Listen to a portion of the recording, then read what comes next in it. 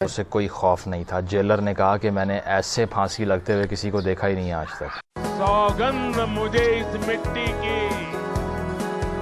हम भारत भव्य बनाएंगे। वो बालक कोई और नहीं, वीर शहीद भगत सिंह थे। भगत सिंह जेल में था और इसके वालिद ने जब भगत सिंह की रिहाई के लिए अपील की तो भगत सिंह बड़ा नाराज हुआ। हिंदुस्तान जब आपके अपने हीरोज ही नहीं है, क्या मोहम्मद बिन कासिम आपका हीरो है? कहाँ में तो ये नहीं, आप बताएं ना। नहीं, क्या पाकिस्तानी है वो या हिंदुस्तानी है? नहीं। क्या महमूद गजनवी पाकिस्तानी था? नहीं। क्या शहाबुद्दीन गौरी पाकिस्तानी था? नहीं। खिलजी, तुगलक, लोधी, बाबर नहीं था ना? वही बाबर। मैं आपकी वो बात समझाऊं, ठीक। हिंदुस्तान की आज़ादी में चंद्र बोस का कितना बड़ा हाथ है। जब मैं छोटा था तो मेरी तारीख अशोक से शुरू होती थी, ठीक है ना? तो जब आप लोग बड़े हुए तो आपको मोहम्मद बिन कासिम से शुरू करवाया गया। ऐसे ही है। तो इसी को तारीख छुपाना कहते हैं। आज के पाकिस्तान में शायद ही किसी बच्चे को भगत सिंह का नाम मालूम हो। सुभाष चंद्र बोस का नाम नहीं पढ़ा आपने? भगत सिंह का नाम नहीं सुना? नहीं। भगत सिंह का नाम भी नहीं सुना? नहीं, हमने नहीं सुना। सरदार पटेल का नाम भी नहीं सुना? अपनी किताबों में पढ़ा भी नहीं? नहीं, कभी भी नहीं पढ़ा। चंद्र बोस जो था वो जंग करके जीतना चाहता था। वो कहता था हम इन्हें मारेंगे, हम इन्हें भगाएंगे यहाँ से। भी चंद्र बोस की एक तारीखी कोटेशन है कि you give me the blood, I give you the freedom. Udham Singh के बारे में आप क्या जानते हैं? मुझे नहीं पता। उधम सिंह वो बंदा है जिसने जनरल डायर को कत्ल किया। वो जनरल डायर जिसने जलियांवाला बाग में गोली चलाई। जो दुनिया का हाईएस्ट स्टैचू है, जिसकी हाइट है 182 मीटर। इससे पहले ये रिकॉर्ड था चाइना के। नमस्कार दोस्तों और स्वागत है हमारे चैनल इंडिया स्पेशल में। दोस्तों, आज के इस वीडियो में बात हो रही है भारत के उन स्वतंत्रता सेनानियों के बारे में जिसने भारत को आज़ादी दिलाई। हम बात करें भगत सिंह, सुभाष चंद्र बोस, सरदार पटेल और भी ना जाने कितने स्वतंत्रता वीरों के बारे में, जिन्होंने अपनी जान की कुर्बानी दे दी और देश को आज़ादी दिलाई। आज दोस्तों, भारत अपने वीरों को बड़े इज्जत से याद करता है और हर किसी को स्कूलों में उनको पढ़ाया भी जाता है। और अगर हम दोस्तों पाकिस्तान की बात करें तो आज एजुकेटेड जनरेशन नहीं भगत सिंह के बारे में जानती है और नहीं सुभाष चंद्र बोस के बारे में, क्योंकि दोस्तों पाकिस्तान के स्कूलों में इस बारे में कुछ भी नहीं पढ़ाया जाता और सही जानकारी उनसे छिपाई जाती है। इससे साफ पता चलता है कि पाकिस्तानियों की सोच कैसी हो गई है। वे अपने रियल हीरोज को जानते तक नहीं, ना उन्हें पता लगने दिया जाता है।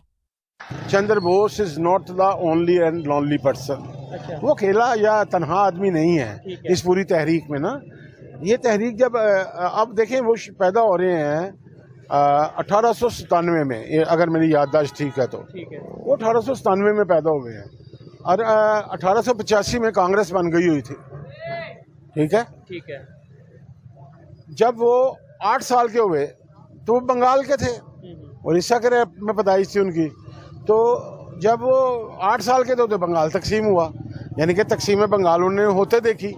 फिर उन्होंने जब 6 साल 8 और 6 14, जब वो 14 साल के 13-14 साल के थे तो उस वक्त तनसीख बंगाल हुई। तो ये सारा कुछ उन्होंने मनाजर, ये पॉलिटिक्स अपनी आंखों से देखे। उसके बाद उन्हें स्कूल से कॉलेज से निकाला गया किस बुनियाद पे कि एक अंग्रेज उस्ताद हिंदुस्तानियों के बारे में, नॉट अगेंस्ट द मुस्लिम्स, हिंदुस्तानियों के बारे में बैड वर्डिंग करता था। उन्होंने थप्पड़ मार दिया उन्हें और 2 साल के लिए उन्हें निकाल दिया गया। और उसके बाद वो वहाँ से चले गए और एक दूसरे कॉलेज में एडमिशन लिया। उसके बाद वो इंग्लैंड चले गए, वहाँ उन्होंने ICS वगैरह की तैयारी की, ICS किया, यहाँ आए। मगर यहाँ आके उन्होंने बजाय इसके कि वो अफसरी करते या अंग्रेज़ की वो गुलामी करते या कई मुलाजम होते और अपनी ऐश ज़िंदगी गुजारते, उन्होंने ज़िंदगी का कठिन रास्ता इख्तियार किया और वो आज़ादी का रास्ता था। उन्होंने आज़ाद हिंद फौज जो थी वो उन्होंने नेशनल आर्मी उन्होंने बनाई।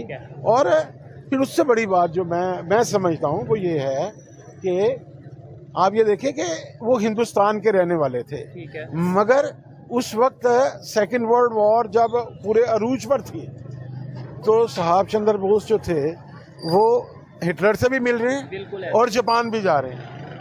यानी कि उस टाइम पे इंटरनेशनल पॉलिटिक्स को, जियो पॉलिटिक्स को समझ उन्होंने रहे हैं। पूरी दुनिया को ये बताया कि हिंदुस्तान एक कौम है जो आज़ादी चाहती है और ये हमारी फौज है। और जो जापान में ये हिंदुस्तान से जो फौजी गए हुए थे, फौजी बन के लड़ने के लिए वहाँ कैद थे, उनको आज़ाद करवा के तो वो आर्मी बनाई, ऐसे ही है, लॉन्च की आर्मी, उसकी सेरेमनी करवाई और एक बड़ा काम उन्होंने। अच्छा, उस एक चीज मैं ये जानना चाहता हूँ, क्या उस आर्मी में सिर्फ हिंदू थे? नहीं, क्या यहाँ उस वक्त जो लोग लड़ने गए थे वो सिर्फ हिंदू गए थे? नहीं, उसमें तो मुस्लिम भी थे, सिख भी थे, बड़ी तादाद क्रिश्चियन भी थे, सारे थे। तो यानी जो नेताजी बोस ने जो आर्मी बनाई, हाँ वो मिक्स थी, वो उसमें मुसलमान भी थे, वो इंडियंस थे। अच्छा, इंडियंस थे। जब उस वक्त तो पाकिस्तान था नहीं, तो वो इंडियन आर्मी थी ना। जिस तरह जब 1857 में जिन फौजियों ने बगावत की उनमें सिर्फ मंगल पांडे तो नहीं था, बिल्कुल, उसमें तो और भी बहुत से थे। उसमें मुसलमान भी थे, उसमें सिख भी थे, उसमें क्रिश्चियन भी थे। तो इसी तरह जब कोई भी चीज बनती थी तो उसमें सारे हिंदुस्तानी होते थे। जो चंद्र बोस साहब थे ना, सुभाष चंद्र बोस, ये तकसीम के खिलाफ थे। अच्छा, तकसीम के खिलाफ थे, इंडिया पाकिस्तान की तकसीम के हाँ, खिलाफ। इंडिया पाकिस्तान की ठीक तकसीम हो गया। अच्छा, इसमें एक चीज ये भी मेरे माइंड में ये सवाल था, जब मैंने ये टॉपिक सिलेक्ट किया तो ये सवाल था, जो मैंने थोड़ा सा स्टडी किया कि शायद गांधी जी के वो फॉलोअर थे, ठीक है, लेकिन उनका नजरिया थोड़ा चेंज था गांधी जी से। नहीं, चेंज नहीं था, मुतसादम था। अच्छा, वो दो अलग इंसान थे। ठीक हो गया। देखे ना, एक शख्स अदम तशद्दुद पे यकीन रखता। गांधी का नजरिया क्या था? अदम तशद्दुद का था, पीस का, तो डोंट वायलेंस। तो बोस, चंद्र बोस जो था वो जंग करके जीतना चाहता था। वो कहता था हम इन्हें मारेंगे, हम इन्हें भगाएंगे यहाँ से। भी चंद्र बोस की एक तारीखी कोटेशन है कि you give me the blood, I give you the freedom. तो इस मिट्टी की सौगंध खाकर हमारे वीरों ने आजादी की लड़ाई लड़ी। कितने ही किस्से इस मिट्टी से जुड़े हुए हैं। इसी माटी में 100 साल पहले एक छोटा सा बच्चा लकड़ियां बो रहा था और जब उसके पिता ने पूछा कि क्या बो रहे हो, तो वो बोला कि बंदूकें बो रहा हूं। पिता ने पूछा कि बंदूकों का क्या करोगे, तो उस बालक ने कहा अपने देश को आजाद कराऊंगा। उसी बालक ने बड़े होकर बलिदान की वो ऊंचाई हासिल की जिसे आज भी छूना मुश्किल है। वो बालक कोई और नहीं, वीर शहीद भगत सिंह थे।